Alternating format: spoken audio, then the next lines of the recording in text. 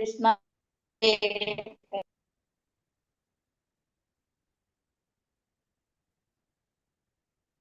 Krishna Hare Krishna Krishna Krishna Hare Hare Hare Rama Rama Rama Hare Hare Hare Krishna Krishna Krishna Hare Hare Hare Rama Hare Hare Rama Rama Rama Hare Hare Hare Hare Krishna Krishna Krishna Hare Rama Hare Hare Rama Rama Rama Rama Hare Hare Hare Hare Krishna Krishna Hare Krishna Krishna Hare Hare Hare Hare Ram Rama Hare Hare Rama Rama Rama Hare Hare Hare Hare Hare Hare Krishna Krishna Hare Ram Krishna Hare Krishna Hare Hare Hare Hare Hare Rama Hare Rama Rama Rama Hare Hare Hare Hare Hare Krishna Krishna Krishna Hare Hare Rama Hare Rama Rama ഹരേ Hare Krishna. Hare ഹരേ Krishna Krishna. എല്ലാവർക്കും പ്രണാമം. Hare Krishna Pranam Madavi Hare Krishna Pranam Mataji. ഹരേ കൃഷ്ണ. ഓം Pranam നമോ ഭഗവതേ വാസുദേവായ. Pranam ഓം നമോ വാസുദേവായ. Mataji. ഓം നമോ ഭഗവതേ വാസുദേവായ. ഓം അജ്ഞാനതിമിരാന്തസ്യ ജ്ഞാനാഞ്ജനാശലാകയ ചക്ഷുരുന്മീലിതം യേന തസ്മൈ ശ്രീ ഗുരവേ നമഃ. നമോ വിഷ്ണുപാദായ കൃഷ്ണപ്രേഷ്ഠായ ഭൂതലേ ശ്രീമതേ ഭക്തിവേദാന്ത സ്വാമിനിധി നാമിനേ. നമസ്തേ സാരസ്വതേ ദേവേ ഗൗരവാണി പ്രചാരിണേ നിർവിശേഷ ശൂന്യവാദി പാശ്ചാത്യദേശധാരിണേ. ജയ ശ്രീ കൃഷ്ണ ചൈതന്യ പ്രഭു നിത്യാനന്ദ ശ്രീ അദ്വൈത ഗദാധര ശ്രീവാസാദി ഗൗരഭക്തവൃന്ദ. ഹരേ കൃഷ്ണ കൃഷ്ണ കൃഷ്ണ ഹരേ ഹരേ ഹരേ രാമ രാമ രാമ ഹരേ ഹരേ. ഹരേ കൃഷ്ണ. നിഗമകൽപ്പതരോർഗളിതം ഫലം സുഖമുഖാമൃതദ്രവ സംയുതം പിബത ഭാഗവതം രസമാലയം മുഹുരഹോ രസികാ ഭുവി ഭാവുകാഃ. നാരായണം നമസ്കൃത്യം നരം ചൈവ നരോത്തമം ദേവീം സരസ്വതീം വ്യാസം തതോ ജയമുദിരയേത്. നഷ്ടപ്രായേഷു ഭദ്രേഷു നിത്യം ഭാഗവത സേവയ ഭഗവതേ ഉത്തമ ശ്ലോകേ ഭക്തിർഭവതി നൈഷ്ടകീ. കൃഷ്ണായ വാസുദേവായ ദേവകീ നന്ദനായ ച നന്ദഗോപകുമാരായ ഗോവിന്ദായ നമോ നമഃ. ഹരേ കൃഷ്ണ കൃഷ്ണ കൃഷ്ണ ഹരേ ഹരേ ഹരേ രാമ രാമ രാമ ഹരേ ഹരേ. ഹരേ കൃഷ്ണ. ശ്രീ ശ്രീ രാധാ ഗോവിന്ദ് ടെമ്പിൾ ഇസ്കോൺ മാംഗ്ലൂരിന്റെ ഭാഗവതം ക്ലാസ്സിലേക്ക് എല്ലാവർക്കും സ്വാഗതം. ഹരേ Hare കൃഷ്ണ. Krishna പ്രണാമം. Madavi എല്ലാവർക്കും പ്രണാമം. ഹരേ കൃഷ്ണ മാതാജി പ്രണാമം. ഹരേ കൃഷ്ണ കൃഷ്ണ ഹരേ മാതാജി. കൃഷ്ണ. പ്രണാം മാതാജി. ഹരേ കൃഷ്ണ. അപ്പൊ നമ്മളിവിടെ Hare Krishna Pranamam Mataji. ഹരേ കൃഷ്ണ. എല്ലാവർക്കും പ്രണാമം. നമ്മളപ്പോ രണ്ടാമത്തെ സ്കന്ധത്തിലെ രണ്ടാമത്തെ അധ്യായത്തിലെ 31ാമത്തെ ശ്ലോകം അന്തരംഗസ്ഥനായ ഭഗവാൻ, അതാണ് നമ്മൾ ഇന്നലെ എടുത്തത്. ഇന്ന് നമുക്ക് 32ാമത്തെ ശ്ലോകമാണ് നമുക്ക് ഇന്ന് എടുക്കാനുള്ളത്. അപ്പൊ ഇന്നലത്തെ ശ്ലോകത്തില് എന്താ നമ്മൾ കണ്ടത്? പരിശുദ്ധമാക്കപ്പെട്ട ആത്മാവ്, പരിശുദ്ധാത്മാവിന് മാത്രമാണ് എന്ത് സാധിക്കുന്നത്? പരമാനന്ദത്തിലും അതുപോലെ തന്നെ സംതൃപ്തിയിലും ആ പരമദിവ്യോത്തമ പുരുഷന്റെ സംസർഗം പ്രാപ്തമാക്കാൻ സാധിക്കുന്നത് എങ്ങനെയുള്ളവർക്കാണെന്ന് പറഞ്ഞു? പരിശുദ്ധാത്മാക്കൾക്കാണെന്ന് പറഞ്ഞു അല്ലെ. അങ്ങനെയുള്ളവര് എന്താണ്? വീണ്ടും അവരെവിടേക്ക് വരില്ല, ഈ ഭൗതിക ലോകത്തിലേക്ക് ആകർഷിക്കപ്പെടുന്നില്ല, അവരൊരിക്കലും ഇങ്ങോട്ട് തിരിച്ചു വരുന്നില്ല എന്നുള്ളതാണ് നമ്മൾ 31ാമത്തെ ശ്ലോകത്തിൽ പറഞ്ഞത്. പിന്നെന്താ പറഞ്ഞത് അതില്? പിന്നെ പറഞ്ഞു ഭഗവാന്റെ ഭക്തിയുടെ സേവനം ചെയ്യുന്നവരെ, അതായത് നിരാകാര ബ്രഹ്മത്തിലേക്ക് ആകർഷിക്കുന്നവരുണ്ട്. ഭഗവാൻ ഇഷ്ടപ്പെടുന്നത് എന്താണെന്ന് പറഞ്ഞു? ഭഗവാൻ ആഗ്രഹിക്കുന്നത് ഭക്തിയുടെ സേവനം ചെയ്യുന്നവരാണെന്ന് പറഞ്ഞു. അവരെ കുറിച്ച് ഇവിടെ പറഞ്ഞത് എന്താണ്? അരുവികൾ, നിർവ്യക്തികവാദികൾ പറഞ്ഞത് അരുവികളും ചെറിയ നദികളും ജനിച്ച് അത് മഹാസമുദ്രത്തിൽ നിർഗമിക്കുന്നു ചെയ്യുന്ന പ്രത്യേക മത്സ്യവർഗങ്ങളോടാണ് ഇതിനെ താരതമ്യപ്പെടുത്തിയിരിക്കുന്നത്. അത് സമുദ്രത്തില് അനന്തമായിട്ട് വസിക്കാൻ ആഗ്രഹിക്കുന്നുണ്ടാവില്ല. കാരണം അവർക്ക് എന്തുകൊണ്ട് ഇഷ്ടം എന്താണ്?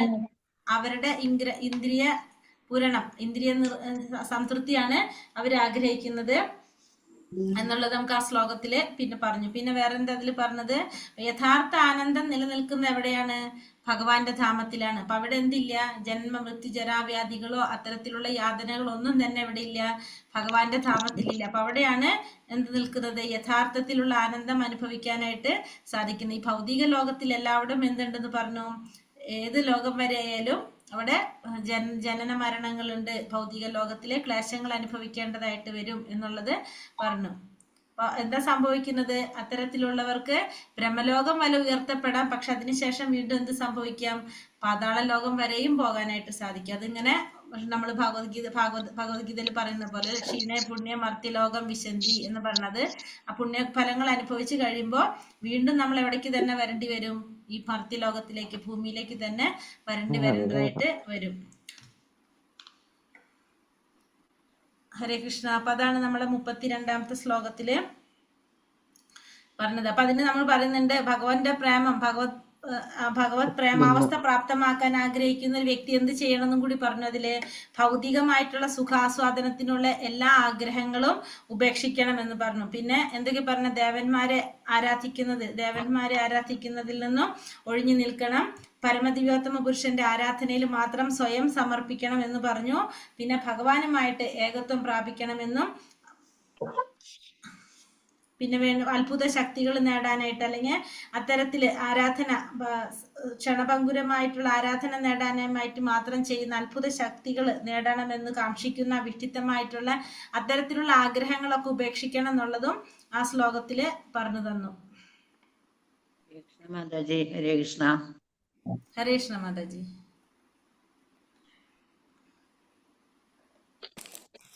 ഹരേ കൃഷ്ണ. ഹരേ കൃഷ്ണ മാതാജി. ഹരേ കൃഷ്ണ. ഹരേ കൃഷ്ണ മാതാജി. ഹരേ കൃഷ്ണ മാതാജി. ഹരേ കൃഷ്ണ മാതാജി. ഹരേ കൃഷ്ണ മാതാജി. പ്രണാമം മാതാജി. ഹരേ കൃഷ്ണ മാതാജി. പ്രണാമം മാതാജി. ഹരേ കൃഷ്ണ മാതാജി. പ്രണാമം. ഹരേ കൃഷ്ണ മാതാജി. ഹരേ കൃഷ്ണ. എല്ലാവർക്കും പ്രണാമം.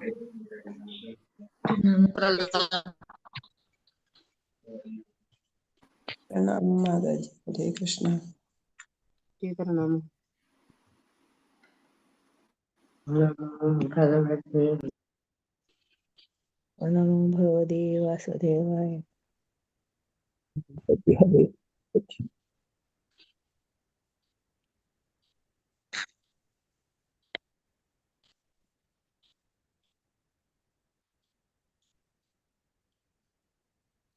നെറ്റ് പ്രോബ്ലം ഉണ്ടോ? എന്റെ സൗണ്ട് ബ്രേക്ക് ആവുണ്ടോ? ബ്രേക്ക് ആവുന്നുണ്ട്. വീഡിയോ പറയുന്നു. ബ്രേക്കുണ്ട് മാതാജി.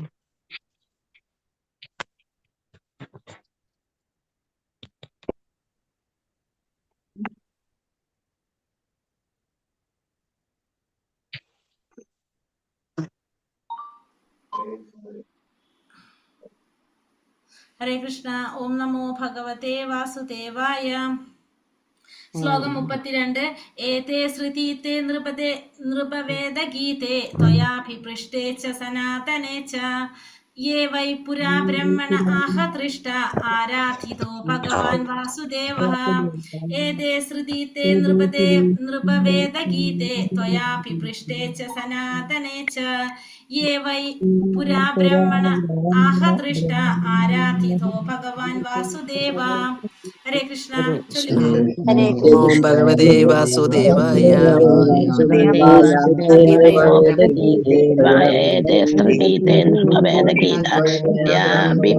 പൃഷ്ടേന സനാതനച്ച യേ വൈ പുരാ ബ്രഹ്മണാഃ ദൃഷ്ടാരാധിതോ ഭഗവാൻ വാസുദേവ.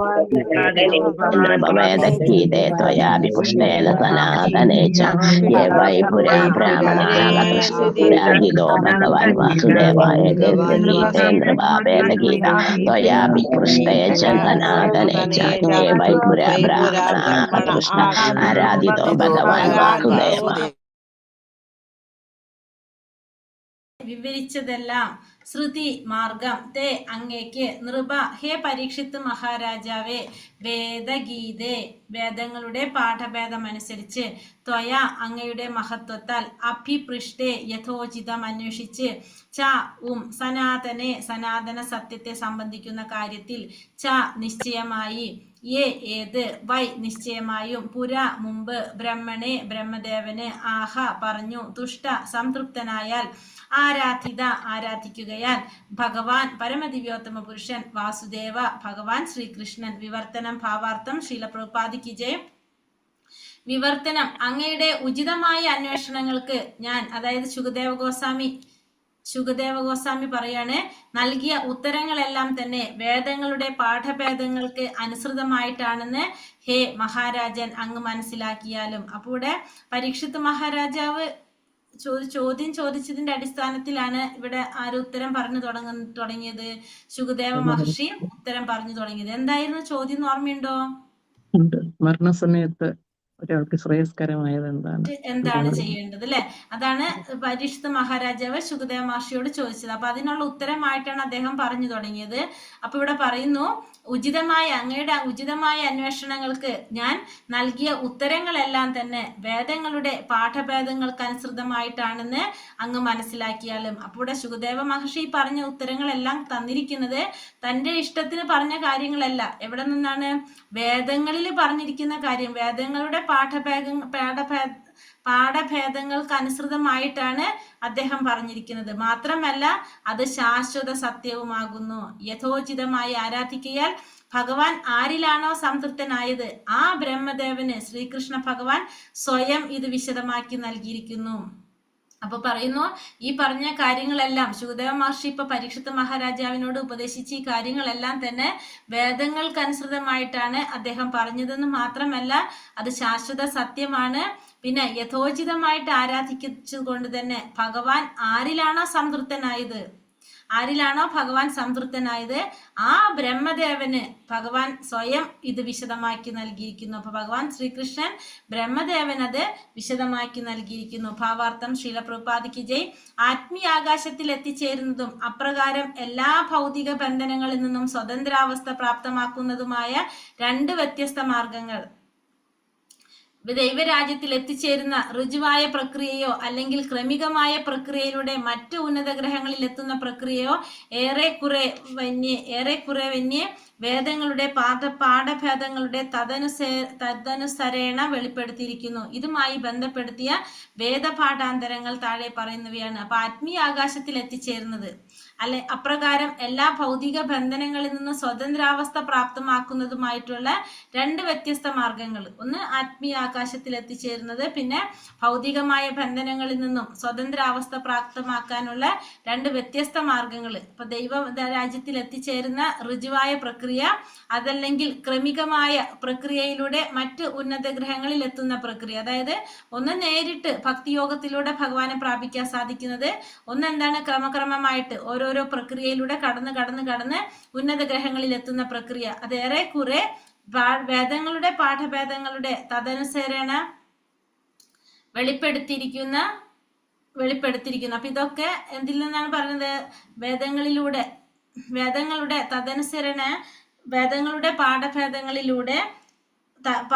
പാഠഭേദങ്ങളുടെ തദനുസരേണ വെളിപ്പെടുത്തിയിരിക്കുന്നു. അപ്പൊ ഇതുമായിട്ട് ബന്ധപ്പെടുത്തിയ വേദപാഠാന്തരങ്ങൾ താഴെ പറയുന്നതാണ്. അപ്പൊ ഇതൊക്കെ ശുകദേവ മഹർഷി പറയുന്നത് തന്റെ ഇഷ്ടത്തിനല്ല. എങ്ങനെ പറയുന്നത്? വേദങ്ങളിൽ പറഞ്ഞിരിക്കുന്നതിന്റെ അടിസ്ഥാനത്തിലാണ് പറഞ്ഞിരിക്കുന്നത്. ഏതൊക്കെയാണ് പറയുന്നത്? യഥാ സർവേ പ്രമുച്യന്തേ കാമായേസ്യ ഹൃദിശ്രിത അഥ മാർത്യോ മൃദോ ഭവത്യത്ര ബ്രഹ്മ സമശ്നുതേ. അതായത് ബൃഹത്താരണ്യക ഉപനിഷത്തിലെ 4:47 പറഞ്ഞിരിക്കുന്നതും തേർച്ചിരാഭി സംഭവന്തി ബൃഹത് ആരണ്യക ഉപനിഷത്തിലെ 6:2-15 പറഞ്ഞിരിക്കുന്നതും. ഹൃദയത്തിന്റെ അസ്വാസ്ഥ്യങ്ങളായ എല്ലാ ഭൗതിക ആഗ്രഹങ്ങളിൽ നിന്നും സ്വതന്ത്രനായ ഒരുവൻ മരണത്തെ കീഴടക്കാനും ഗ്രഹങ്ങളിലൂടെ ദൈവരാജ്യത്തിൽ പ്രവേശിക്കാനും കഴിവുള്ളവനാകുന്നു. അപ്പൊ ഹൃദയത്തിന്റെ അസ്വസ്ഥ്യങ്ങളായ എല്ലാ ഭൗതിക ആഗ്രഹങ്ങളിൽ നിന്നും സ്വതന്ത്രനായിട്ടുള്ള ഒരു വ്യക്തി മരണത്തെ കീഴടക്കാനും അതുപോലെ തന്നെ അർച്ചിഗ്രഹങ്ങളിലൂടെ ദൈവരാജ്യങ്ങളിൽ പ്രവേശിക്കാനും കഴിവുള്ളവനാകുന്നു. ഈ വൈദിക പാഠഭേദങ്ങൾ ശ്രീമദ് ഭാഗവതത്തിന്റെ പാഠാന്തരമാണ്. വേദങ്ങളുടെ പ്രഥമ പ്രമാണികനായ ബ്രഹ്മാവിനെ പരമദിവ്യോത്തമ പുരുഷൻ, അതായത് ഭഗവാൻ ശ്രീകൃഷ്ണൻ വാസുദേവൻ സത്യത്തെ നിത്യസത്യം വെളിപ്പെടുത്തി കൊടുത്തുവെന്ന് ഉറപ്പായി പറയുന്നു. ശുകദേവ ഗോസ്വാമി ഒടുവിൽ പറഞ്ഞതിനെ അധികതരമായി സ്ഥിരീകരിക്കുന്നു. വേദങ്ങളെ ശ്രീകൃഷ്ണ ഭഗവാൻ ബ്രഹ്മാവിനും, ബ്രഹ്മാവ് നാരദനും, നാരദൻ വ്യാസദേവനും, പിന്നെ വ്യാസദേവൻ ശ്രീ ശുകദേവ ഗോസ്വാമിക്കും അരുളി ചെയ്തുവെന്ന് ഗുരുശിഷ്യ പരമ്പര അവകാശപ്പെടുന്നു. അങ്ങനെ ശിഷ്യ പരമ്പരയിലൂടെ പകർന്നു നൽകപ്പെട്ടവയാണ് വേദജ്ഞാനമെന്ന് ഗുരുശിഷ്യ പരമ്പരകൾ അഭിപ്രായപ്പെടുന്നു. ആകയാൽ എല്ലാ നിദർശനങ്ങളുടെയും അല്ലെങ്കിൽ ആപ്തവചനങ്ങളുടെയും പാഠഭേദങ്ങൾക്കു തമ്മിൽ യാതൊരു അന്തരവുമില്ല. സത്യം നിത്യമാകയാൽ സത്യത്തെക്കുറിച്ച് മറ്റൊരു നവീന അഭിപ്രായം ഉണ്ടാകാൻ യാതൊരു സാധ്യതയുമില്ല. വേദങ്ങളിൽ അന്തർഗത ജ്ഞാനത്തെ അറിയുന്ന രീതിയാണിത്. ഒരുവന്റെ പാണ്ഡിത്യത്തിലോ അല്ലെങ്കിൽ ഭൗതിക പണ്ഡിതന്മാരുടെ മോടിയുള്ള വ്യാഖ്യാനങ്ങളാലോ മനസ്സിലാക്കേണ്ടുന്ന ഒരു വിഷയമല്ലിത്. സത്യം സത്യമാകയാൽ അതിൽ ഒന്നും തന്നെ കൂട്ടുവാനോ കുറയ്ക്കുവാനോ ഇല്ല. എന്തൊക്കെയായാലും ഒരുവൻ ഏതെങ്കിലും ഒരു പ്രമാണത്തെ അംഗീകരിക്കേണ്ടതാകുന്നു. ഒരു സാധാരണക്കാരനെ സംബന്ധിച്ചിടത്തോളം ചില ശാസ്ത്രീയ സത്യങ്ങൾക്ക് ആധുനിക ശാസ്ത്രജ്ഞന്മാരും അധികാരികൾ അഥവാ പ്രമാണങ്ങളാണ്. ശാസ്ത്രജ്ഞന്മാരുടെ വീക്ഷണത്തെ ഒരു സാമാന്യ വ്യക്തി അനുകരിക്കുന്നു. ഇത് സാധാരണക്കാരൻ അധികാരിയെ അഥവാ പ്രമാണത്തെ അനുകരിക്കുന്നു എന്ന് അർത്ഥമാക്കുന്നു. വേദജ്ഞാനവും സ്വീകരിക്കേണ്ടത് അവിധമാണ്. ആകാശത്തിനുപരിയായി എന്താണ് അല്ലെങ്കിൽ വിശ്വപ്രപഞ്ചത്തിന് അതീതനായി എന്താണ് എന്നതിനെ കുറിച്ചൊന്നും പ്രതിവാദം നടത്താൻ ഒരു സാമാന്യ വ്യക്തിക്ക് കഴിയുകയില്ല. അപ്പോൾ ഇവിടെ പറയുന്നത് ശ്രീമദ് ഭാഗവതത്തിന്റെ പാഠാന്തരം, അതായത് ഇവിടെ പറഞ്ഞെന്താണ്, വേദങ്ങളുടെ പ്രഥമ പ്രമാണികനായ ബ്രഹ്മാവിന് പരമദിവ്യോത്തമ പുരുഷനായ ഭഗവാൻ ശ്രീകൃഷ്ണൻ, അതായത് വാസുദേവൻ, ആ സത്യത്തെ വെളിപ്പെടുത്തി കൊടുത്തുവെന്നുള്ളത് ഇവിടെ ഉറപ്പായിട്ട് പറയാണ്. നമ്മൾ ഇതിലെ ശ്ലോകം തുടങ്ങുന്നത് തന്നെ അങ്ങനെയാണ് അല്ലെ. തേനെ ബ്രഹ്മഹൃദായ ആദി കവിയെ മുഖ്യന്തി യസ്യൂരെ, അതായത് ബ്രഹ്മാവിന്റെ ഹൃദയത്തിലേക്കാണ് ഭഗവാൻ ആദിജ്ഞാനം പകർന്നു കൊടുത്തതെന്ന് തുടങ്ങുന്നത് തന്നെ നമ്മൾ അങ്ങനെയാണ് ഭാഗവതത്തില്. സുഖദേവ ഗോസ്വാമി ഒടുവിൽ പറഞ്ഞതിനെ അധികതരമായി സ്ഥിരീകരിക്കുന്നു. അപ്പൊ സുഖദേവ ഗോസ്വാമി അത് സ്ഥിരീകരിക്കുകയാണ്. വേദങ്ങളെ ശ്രീകൃഷ്ണ ഭഗവാൻ ബ്രഹ്മാവിനും, ബ്രഹ്മാവ് നാരദ മഹർഷിക്കും, നാരദ മഹർഷി വ്യാസമഹർഷിക്കും, വ്യാസമഹർഷി സുഖദേവ ഗോസ്വാമിക്കും അരുളി ചെയ്തുവെന്ന് ആ ഗുരുശിഷ്യ പരമ്പര അവകാശപ്പെടുന്നു. അങ്ങനെ ആ ഗുരുശിഷ്യ പരമ്പരയിലൂടെ പകർന്നു കിട്ടിയ ജ്ഞാനമാണെന്ന് വേദജ്ഞാനമെന്ന് ഗുരു പരമ്പരകള് പറയാണ്. ആകയാൽ എല്ലാ നിദർശനങ്ങളും അല്ലെങ്കിൽ എല്ലാ വചനങ്ങളുടെയും പാഠഭേദങ്ങൾക്ക് തമ്മിൽ യാതൊരു അന്തരവുമില്ല. അപ്പൊ അതുകൊണ്ട് തന്നെ ഇത്തരത്തിലുള്ള എല്ലാ വചനങ്ങളും അല്ലെങ്കിൽ എന്താ പറയുക നിദർശനങ്ങൾ എല്ലാ തരത്തിലുള്ള ഇതിൽ പറഞ്ഞിരിക്കുന്ന വേദങ്ങളിൽ പറഞ്ഞിരിക്കുന്ന എല്ലാ കാര്യങ്ങളും എങ്ങനെയാണ്, ഇതൊന്നും തമ്മിൽ യാതൊരു വ്യത്യാസവുമില്ല. സത്യം നിത്യമാകയാൽ സത്യത്തെക്കുറിച്ച് മറ്റൊരു നവീന അഭിപ്രായം ഉണ്ടാകാൻ യാതൊരു സാധ്യവുമില്ല. സത്യം എപ്പോഴും എങ്ങനെയാണ്, നിത്യമായിട്ടുള്ളതാണ്. അപ്പൊ അതുകൊണ്ട് തന്നെ അതിനെക്കുറിച്ച് പുതിയ പുതിയ അഭിപ്രായങ്ങൾക്ക് അവിടെ എന്ത് വരുന്നില്ല, ഒരു സ്ഥാനം വരുന്നില്ല, യാതൊരു സാധ്യതയുമില്ല. വേദങ്ങളിൽ അന്തർഗത ജ്ഞാനത്തെ അറിയുന്ന രീതിയാണിത്. അപ്പൊ വേദങ്ങളില് അന്തർഗതമായിട്ടുള്ള ജ്ഞാനത്തെ അറിയുന്ന ഒരു രീതിയാണ് ഈ പറയുന്നത്. ഒരുവന്റെ പാണ്ഡിത്യത്താലോ അല്ലെങ്കിൽ ഭൗതിക പണ്ഡിതന്മാരുടെ മോടിയുള്ള വ്യാഖ്യാനങ്ങളാലോ മനസ്സിലാക്കേണ്ടുന്ന ഒരു വിഷയമല്ലത്. അപ്പോ വേദങ്ങൾ മനസ്സിലാക്കാന്ന് പറയുന്നത് ഒരു വ്യക്തിയുടെ പാണ്ഡിത്യം കൊണ്ടോ അല്ലെങ്കിൽ ഭൗതിക പണ്ഡിതന്മാരുടെ വ്യാഖ്യാനങ്ങളാലോ എല്ലാം നമ്മൾ എന്ത് മനസ്സിലാക്കേണ്ടത്, വേദങ്ങൾ മനസ്സിലാക്കേണ്ടത്. സത്യം സത്യമാകയാൽ അതിൽ ഒന്നും തന്നെ കൂട്ടുവാനോ കുറയ്ക്കുവാനോ ഇല്ല. അപ്പൊ നമുക്ക് സത്യം എന്തില്ല, കൂട്ടാനും ഇല്ല കുറയ്ക്കാനുമില്ല. എന്തൊക്കെയായാലും ഒരുവൻ ഏതെങ്കിലും ഒരു പ്രമാണത്തെ അംഗീകരിക്കേണ്ടിയിരിക്കുന്നു. അപ്പോൾ എല്ലായാലും എന്ത് ചെയ്യിക്കണം, നമ്മൾ ഏതെങ്കിലും ഒരു പ്രമാണത്തെ നമ്മൾ അംഗീകരിക്കണം. ഒരു സാധാരണക്കാരനെ സംബന്ധിച്ചിടത്തോളം ചില ശാസ്ത്രീയ സത്യങ്ങൾക്ക് ആധുനിക ശാസ്ത്രജ്ഞന്മാരും അധികാരികൾ അഥവാ പ്രമാണങ്ങളാണ്. ഒരു സാധാരണ വ്യക്തിയെ സംബന്ധിച്ചിടത്തോളം ചില ശാസ്ത്രീയ സത്യങ്ങൾ, അപ്പൊ അതിന് ആധുനിക ശാസ്ത്രജ്ഞന്മാര് അല്ലെങ്കിൽ അതിന്റെ അധികാരികളെല്ലാം നമ്മൾ എന്താണ് പ്രമാണമാക്കാണ്. ശാസ്ത്രജ്ഞന്മാരുടെ വീക്ഷണത്തെ ഒരു സാമാന്യ വ്യക്തി എന്ത് ചെയ്യും, അനുകരിക്കും. ഇത് സാധാരണക്കാരൻ അധികാരിയെ അഥവാ പ്രമാണത്തെ അനുകരിക്കുന്നു എന്ന് മനസ്സിലാക്കാവുന്നതാണ്. അപ്പൊ വേദജ്ഞാനവും സ്വീകരിക്കേണ്ടത് അത്തരത്തിൽ തന്നെയാണ്. ആകാശത്തിനുപരിയായി എന്താണ് അല്ലെങ്കിൽ വിശ്വപ്രപഞ്ചത്തിന് അതീതമായി എന്താണ് എന്നതിനെ കുറിച്ചും അതുപോലെ തന്നെ വാദപ്രതിവാദം നടത്താൻ ഒരു സാമാന്യ വ്യക്തിക്ക് കഴിയുകയില്ല. അപ്പൊ നമുക്കിതില് വാദപ്രതിവാദം നടത്താനായിട്ട് സാധാരണ ഒരു വ്യക്തിക്ക് കഴിയുകയില്ല. വേദ പാഠാന്തരങ്ങളെ ആധികാരികമായ ശിഷ്യ പരമ്പരകളാൽ മനസ്സിലാക്കിയ അതേപടി സാധാരണക്കാരൻ കൈക്കൊള്ളണം. അപ്പൊ നമ്മൾ എങ്ങനെയാണ് ഇത് മനസ്സിലാക്കേണ്ടത്, വേദപാഠാന്തരങ്ങളെ ആധികാരികമായ ശിഷ്യ പരമ്പരകളാൽ മനസ്സിലാക്കി അതേപടി തന്നെ നമ്മളും സാധാരണക്കാരും അത് കൈക്കൊള്ളണം. ഗീതയെ മനസ്സിലാക്കുന്നതിനുള്ള ഇതേ രീതി ഭഗവത്ഗീതയിൽ 4-ാമത്തെ അധ്യായത്തിൽ ഭഗവാൻ പറഞ്ഞിരിക്കുന്നു. അപ്പോൾ ഭഗവത്ഗീതയിൽ ഭഗവാൻ 4-ാമത്തെ അധ്യായത്തിൽ ഇത് പറയുന്നുണ്ട്. ആചാര്യന്മാരുടെ ആധികാരികമായ വീക്ഷണങ്ങളെ ഒരുവൻ അനുകരിക്കാത്ത പക്ഷം അവൻ വേദങ്ങളിൽ പ്രസ്താവിച്ച സത്യത്തെ വ്യർത്ഥമായി അന്വേഷിക്കലും. അപ്പോൾ ഒരു വ്യക്തി ആചാര്യന്മാരുടെ ആധികാരികമായ വിഷയങ്ങളെ ഒരുവൻ അനുകരിക്കാത്ത പക്ഷം അല്ലെങ്കിൽ അംഗീകരിക്കാത്ത പക്ഷം എന്താ സംഭവിക്കുന്നത്? വേദങ്ങളിൽ പ്രസ്താവിച്ചിരിക്കുന്ന സത്യത്തെ വ്യർത്ഥമായിട്ട് അവൻ അന്വേഷിച്ചു കൊണ്ടിരിക്കും. അപ്പൊ അതിൽ പറഞ്ഞിരിക്കുന്ന കാര്യങ്ങള് നമ്മൾ അതേപടി എന്ത് ചെയ്യുക, അനുസരിക്കുക അല്ലെങ്കിൽ ഫോളോ ചെയ്യാന്നാണ് ഇവിടെ പറയുന്നത്. ശ്ലോകം 33. നാഹ്യ തോന്യ ശിവ പന്ഥ വിശത സംസൃത വിഹ വാസുദേവ ഭഗവതി ഭക്തി യോഗോ യദോ ഭവേത്. നാഹ്യതോന്യ ശിവ പന്ഥ വിശത സംസൃത വിഹ വാസുദേവ ഭഗവതി ഭക്തി യോഗോ യദോ ഭവേത്. ചൊല്ലിക്കോളൂ. കൃഷ്ണ ഓ നമോ ഭഗവതേ വാസുദേവായ. ഹൃദോ അന്യ ശിവ പന്ഥ വിശദ സംസൃത വിഹ ഭഗവതി ഭഗവതി ഭഗവതേ വാസുദേവായ.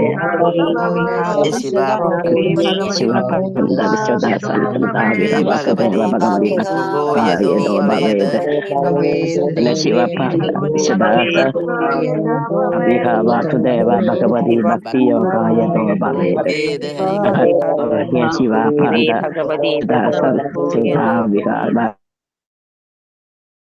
ഹരേ കൃഷ്ണ. ഒരിക്കലുമില്ല. ഹി തീർച്ചയായും. ഇതിനപ്പുറം അന്യ മറ്റുള്ള ശിവ മംഗളകരമായ പന്ഥ ഉപായങ്ങൾ വിശദ അലസഗമനം നടത്തുന്ന സംസ്കൃത ഭൗതിക ലോകത്തിൽ ഇഹ ഈ ജീവിതത്തിൽ വാസുദേവ ഭഗവാൻ വാസുദേവന് കൃഷ്ണന് ഭഗവതി പരമദിവ്യോത്തമ പുരുഷൻ ഭക്തിയോഗ നേരിട്ടുള്ള ഭക്തിയുത സേവനം യഥ അതിൽ ഭവേത് പരിണമിക്കാം. വിവർത്തനം ഭാവാർത്ഥം ശിലപ്രഭുപാദിക്ക് ജയ്. വിവർത്തനം ഭൗതിക പ്രപഞ്ചത്തിൽ അലസാഗമനം നടത്തുന്നവർക്ക് നേരിട്ടുള്ള ഭഗവത് ഭക്തിയുടെ സേവനത്തിൽ എന്താണോ ലക്ഷീകരിക്കുന്നത് അതിന്റെ പ്രാപ്തിക്ക് ശ്രീകൃഷ്ണ ഭഗവാന്റെ ഭക്തിയുടെ സേവനത്തെക്കാൾ ശ്രേഷ്ഠമായ മറ്റ് ശുഭമായ ഉപായങ്ങളൊന്നും തന്നെ ഇല്ല. അപ്പൊ ഈ ഭൗതിക പ്രപഞ്ചത്തില് അലസഗമനം നടത്തുന്നവർക്ക് നേരിട്ടുള്ള ഭഗവത് ഭക്തിയുടെ സേവനത്തിൽ എന്താണോ ലക്ഷീകരിക്കുന്നത് അതിന്റെ പ്രാപ്തിക്ക്, അതായത് ശ്രീകൃഷ്ണ ഭഗവാന്റെ ഭക്തിയുടെ സേവനത്തെക്കാൾ ശ്രേഷ്ഠമായ മറ്റ് ശുഭമായിട്ടുള്ള ഉപായങ്ങൾ ഒന്നും തന്നെ ഇല്ല എന്നുള്ളതാണ് ഇവിടെ പറയുന്നത്. അതായത് ഭൗതിക പ്രപഞ്ചത്തില് അലസഗമനം നടത്തുന്നവർക്ക് എന്താണ് പറയുന്നത് ഇവിടെ? നേരിട്ടുള്ള ഭഗവാന്റെ സേവനത്തിൽ എന്താണോ നമ്മൾ ലക്ഷ്യമാക്കുന്നത് അതിന്റെ പ്രാപ്തിക്ക് ശ്രീകൃഷ്ണ ഭഗവാന്റെ ഭക്തിയുടെ സേവനം ചെയ്യുക. അതിനേക്കാൾ ശ്രേഷ്ഠമായ മറ്റൊരു ശുഭമായിട്ടുള്ള ഉപായങ്ങള് ഒന്നും തന്നെ ഇല്ല എന്ന് 33-ാമത്തെ ശ്ലോകത്തിലൂടെ പറയുന്നത്. ഭാവാർത്ഥം ശിലപ്രഭുപാദിക്ക് ജയ്. അടുത്ത ശ്ലോകത്തിൽ വ്യക്തമാക്കും പോലെ ഭൗതിക അസ്തിത്വത്തിന്റെ മുഷ്ടിബന്ധനത്തിൽ നിന്നും വിമുക്തമാക്കുന്ന ഏക പരമവും ശുഭകരവുമായ ഉപായം ഭക്തിയുടെ സേവനം അഥവാ നേരിട്ടുള്ള ഭക്തിയോഗമാകുന്നു. ഭൗതിക അസ്തിത്വത്തിന്റെ മുഷ്ടിബന്ധനത്തിൽ നിന്നും വിമുക്തമാകാൻ നിരവധി പരോക്ഷ മാർഗങ്ങളുണ്ട്. എന്നാൽ അവയൊന്നും ഭക്തിയോഗം പോലെ സരളവും മംഗളകരവുമല്ല. അപ്പോൾ അടുത്ത ശ്ലോകത്തിൽ വ്യക്തമാക്കുന്നത് പോലെ അപ്പൊ ഈ ഭൗതികമായ അസ്തിത്വത്തിന്റെ മുഷ്ടിബന്ധനത്തിൽ നിന്ന് വിമുക്തമാകാനായിട്ടുള്ളത് ഏകപരമായിട്ടുള്ള ശുഭമയമായിട്ടുള്ള ഒരു ഉപായം എന്ത് തന്നെയാണ്? ഭക്തിയുത സേവനമാണ്. അതല്ലെങ്കിൽ നേരിട്ടുള്ള ഭക്തിയോഗം. അപ്പൊ ഭൗതിക അസ്തിത്വത്തിന്റെ മുഷ്ടിബന്ധനത്തിൽ നിന്നും വിമുക്തരാകാനായിട്ടുള്ള കുറെ പരോക്ഷ മാർഗങ്ങളുണ്ട്. പക്ഷെ എന്നാൽ അവയൊന്നും എന്തെല്ലാം ഭക്തിയോഗം പോലെ എളുപ്പമുള്ളതല്ല, ഭക്തിയോഗം പോലെ സരളവും മംഗളകരവുമല്ല എന്നാണ് പറയുന്നത്. അപ്പൊ ഏറ്റവും ശ്രേഷ്ഠമായിട്ടുള്ളത് എന്താണ്? ഭക്തിയോഗം തന്നെയാണ് എളുപ്പമുള്ളത്. ജ്ഞാനവും യോഗവും മറ്റനുബന്ധ വിധികളും നിവർത്തകനെ വിമുക്തമാക്കുന്നതിൽ സ്വതന്ത്രമല്ല. അത്തരം പ്രവർത്തികൾ ഒരുവനെ നിരവധി വർഷങ്ങൾക്കു ശേഷം ഭക്തിയോഗ അവസ്ഥയിൽ എത്താനേ സഹായിക്കുകയുള്ളൂ. പരിപൂർണന്റെ പരമപുരുഷന്റെ അവ്യക്തവും വ്യക്തിശൂന്യമായ ഭാവത്തിൽ ആസക്തി ചിത്തരായവർ അവരുടെ അഭികാമ്യമായ ലക്ഷ്യത്തിന്റെ അനുധാവനത്തിന് അനവധി ക്ലേശങ്ങൾക്ക് വിധേയരാകുമെന്ന് ഭഗവത്ഗീത 12-ാം അധ്യായം 5-ാം ശ്ലോകത്തിലും പ്രായോഗിക സിദ്ധ തത്വജ്ഞാനി പരിപൂർണ സത്യത്തെ അന്വേഷിക്കുകയും അസംഖ്യം ജനന മരണങ്ങൾക്ക് ശേഷം വാസുദേവ സാക്ഷാത്കാരത്തിന്റെ മഹത്വത്തെ സർവസ്വമെന്ന് മനസ്സിലാക്കുകയും ചെയ്യുന്നുവെന്ന് ഭഗവത്ഗീത 7-ാം അധ്യായം 19-ാം ശ്ലോകത്തിലും പറഞ്ഞിരിക്കുന്നു. യോഗ പദ്ധതികളെ സംബന്ധിച്ചിടത്തോളം നിരപേക്ഷ സത്യം അനുഷ്ഠിക്കുന്ന യോഗികളിൽ വെച്ച് ഏറ്റവും അത്യുത്തമ യോഗി ഭഗവത് സേവനത്തിൽ സർവദാ വ്യാപൃതനായിരിക്കുന്ന ഒരുവനാണെന്ന് ഭഗവത്ഗീത 6-ാം അധ്യായം 47-ലും പറഞ്ഞിരിക്കുന്നു. മറ്റെല്ലാ പ്രവർത്തികളെയും അല്ലെങ്കിൽ ആത്മസാക്ഷാത്കാരത്തിനും ഭൗതിക ബന്ധനത്തിൽ നിന്നുള്ള വിമുക്തിക്കുമായുള്ള വ്യത്യസ്ത പ്രവർത്തന പദ്ധതികളെയും പരിത്യജിച്ച് ഭഗവാനിൽ പൂർണ്ണമായും ശരണം പ്രാപിക്കണമെന്ന് ഭഗവത്ഗീതയിലെ അവസാന ഉപദേശത്തിൽ അത് 18-ാം അധ്യായം 66-ാം ശ്ലോകത്തിൽ ഉദ്ബോധിപ്പിച്ചിരിക്കുന്നു. ഏതു വിധേനയും ഭഗവാന്റെ അതീന്ദ്രിയ പ്രേമയുദ്ധ സേവനത്തെ സ്വീകരിക്കാൻ ഒരുവനെ പ്രേരിപ്പിക്കുകയാണ് സർവ വൈദിക ഗ്രന്ഥങ്ങളുടെയും മുഖ്യോദ്ദേശം. അപ്പൊ എല്ലാ ഗ്രന്ഥങ്ങളുടെയും ഉദ്ദേശം എന്താണ്? ഭഗവാന്റെ സേവനത്തിൽ അതീന്ദ്രിയമായ ഭഗവത് സേവനത്തിലേക്ക് എത്തിക്കുക, എല്ലാവരെയും അത് സ്വീകരിക്കാനായിട്ട് പ്രേരിപ്പിക്കുക എന്നുള്ളതാണ് എല്ലാ ഗ്രന്ഥങ്ങളുടെയും അടിസ്ഥാനപരമായിട്ടുള്ള ലക്ഷ്യം എന്ന് പറയുന്നത്. അപ്പോൾ ഇവിടെ പറയുന്നു ജ്ഞാനയോഗം അല്ലെങ്കിൽ യോഗയിലൂടെ മറ്റ് അനുബന്ധ വിധികൾ എല്ലാം എന്താണ്? നിവർത്തകനെ വിമുക്തമാക്കുന്നതിൽ സ്വതന്ത്രമല്ല. അത്തരം പ്രവർത്തികളെ കൊണ്ട് നമുക്ക് എന്താണ്? നേരിട്ട് ഭഗവാനെ പ്രാപിക്കാനല്ല സാധിക്കുന്ന, നിരവധി വർഷങ്ങൾക്ക് ശേഷം അവർക്ക് എന്തിലേക്ക് എത്താൻ സാധിക്കണം? കാരണം എല്ലാ യോഗ പദ്ധതികളും എന്തിലേക്കുള്ളതാണ്? ഭക്തിയോഗത്തിലേക്കാണ് എത്തിക്കുന്നത്. അപ്പൊ ഭക്തിയോഗത്തിന്റെ അവസ്ഥയിൽ എത്താൻ അത് സഹായിക്കുന്നുള്ളൂ.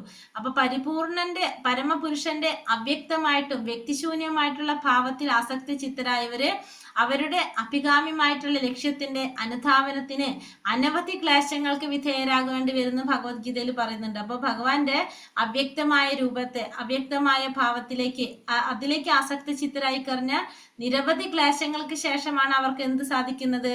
അവർക്ക് ഭഗവാൻ ആ ലക്ഷ്യത്തിലേക്ക് എത്താനായിട്ട് എത്തുന്നതെന്ന് ഭഗവത്ഗീതയിൽ ഭഗവാൻ പറയുന്നുണ്ട്. പ്രായോഗിക സിദ്ധ തത്വജ്ഞാനി പരിപൂർണ സത്യത്തെ അന്വേഷിക്കുകയും അസംഖ്യം ജനന മരണങ്ങൾക്ക് ശേഷമാണ് വാസുദേവ സാക്ഷാത്കാരത്തിന്റെ മഹത്വത്തെ സർവസ്വമായിട്ട് മനസ്സിലാക്കുന്നതെന്ന് ഭഗവത്ഗീത 7-ാം അധ്യായത്തിൽ പറഞ്ഞിരിക്കുന്നുണ്ട്. അപ്പൊ യോഗാ പദ്ധതികളെയൊക്കെ സംബന്ധിച്ചിടത്തോളം ആ നിരപേക്ഷ സത്യം അനുഷ്ഠിക്കുന്ന യോഗികളിൽ വെച്ച് ഒരു അത്യുത്തമനായ യോഗി എന്ന് പറയുന്നത് ഭഗവത് സേവനത്തിൽ സർവ്വത വ്യാപൃതനായിരിക്കുന്നവനാണെന്ന് ഭഗവാൻ ഭഗവത്ഗീതയിൽ 6-ാം അധ്യായത്തില് പറയുന്നുണ്ട്. അപ്പൊ എല്ലാ പ്രവർത്തികളിലും എല്ലാം ആത്മസാക്ഷാത്കാരത്തിനും ഭൗതിക ബന്ധനത്തിലുള്ള വിമുക്തിക്കുമായുള്ള വ്യത്യസ്ത പ്രവർത്തന പദ്ധതികളെല്ലാം ത്യജിച്ച് ഭഗവാനിൽ പൂർണ്ണമായിട്ട് ശരണം പ്രാപിക്കണമെന്നാണ് ഭഗവാൻ എവിടെ പറയുന്നത്? ലാസ്റ്റത്തെ 18-ാം അധ്യായത്തില് ഭഗവാൻ പറയുന്നത്. അപ്പൊ ഏത് വിധത്തിലും എന്ത് വേണം? ഭഗവാന്റെ ആ അതീന്ദ്രിയമായ പ്രേമയുധ സേവനത്തെ സ്വീകരിക്കാൻ ഒരുവനെ പ്രാപ്തമാക്കുക എന്നുള്ളതാണ്, പ്രേരിപ്പിക്കുക എന്നുള്ളതാണ് എല്ലാ ഗ്രന്ഥങ്ങളുടെയും വൈദിക ഗ്രന്ഥങ്ങളുടെയും മുഖ്യമായ ഉദ്ദേശം. ശ്രീമദ് ഭാഗവത ശ്ലോകത്തില്, അതായത് പ്രഥമ സ്കന്ധത്തില് മുമ്പ് വിവരിച്ചതുപോലെ നേരിട്ടുള്ള ഭക്തിയോഗം അഥവാ ആത്യന്തികമായ ഭക്തിയോഗത്തിൽ പരമകാഷ്ഠ പ്രാപിക്കുന്നതുമായ മാർഗം കാമ്യകർമ്മത്തിന്റെ യാതൊരു ഛായയുമില്ലാതെ ധർമ്മത്തിന്റെ അത്യുന്നത രൂപമാകുന്നു. നിവർത്തകനെ സംബന്ധിച്ചിടത്തോളം മറ്റെല്ലാം വെറും സമയം പാഴാക്കൽ മാത്രമാകുന്നു. അപ്പൊ ശ്രീമദ് ഭാഗവത ശ്ലോകത്തില് പ്രഥമ സ്കന്ധത്തില് വിവരിച്ചിരിക്കുന്ന പോലെ അപ്പൊ നേരിട്ടുള്ള ഭക്തിയോഗമാണെന്ത്?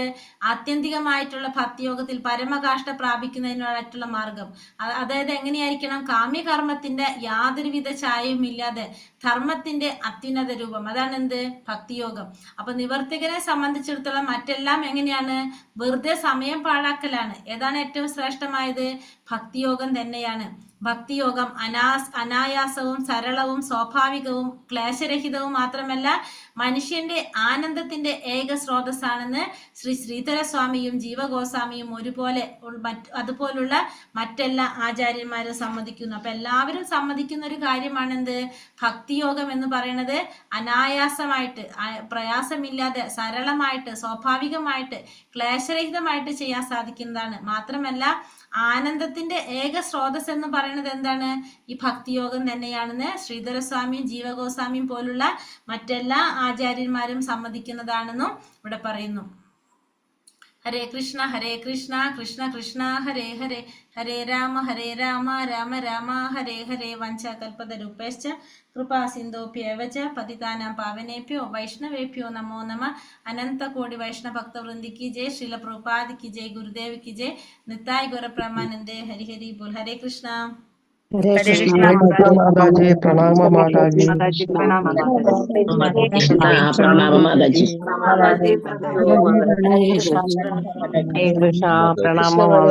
ഹരേ കൃഷ്ണ മാതാജി. ഹരേ കൃഷ്ണ പ്രണാമം മാതാജി. എല്ലാവർക്കും പ്രണാമം. ഇന്ന് രണ്ടുപേരുടെ ഇന്ന് സീതാ മാതാജിയുടെ പ്രഭുവിന്റെ ബർത്ത്ഡേ ആണ്. അതുപോലെ തന്നെ ബിന്ദു മാതാജിയുടെ മോൾക്ക് ഇന്നൊരു പ്രധാനപ്പെട്ട ഒരു എക്സാം ആണ്. അപ്പൊ നമുക്ക് അവർക്ക് രണ്ടുപേർക്കും കൂടിയിട്ട് പ്രാർത്ഥിക്കാം. ഒന്ന് ഹരേ കൃഷ്ണ കൃഷ്ണ കൃഷ്ണ ഹരേ ഹരേ രാമ രാമ രാമ ഹരേ ഹരേ. ഹരേ കൃഷ്ണ രാമ ഹരേ രാമ രാമ രാമ ഹരേ ഹരേ രാമ രാമ രാമ ഹരേ ഹരേ. ഒരു മണിക്ക്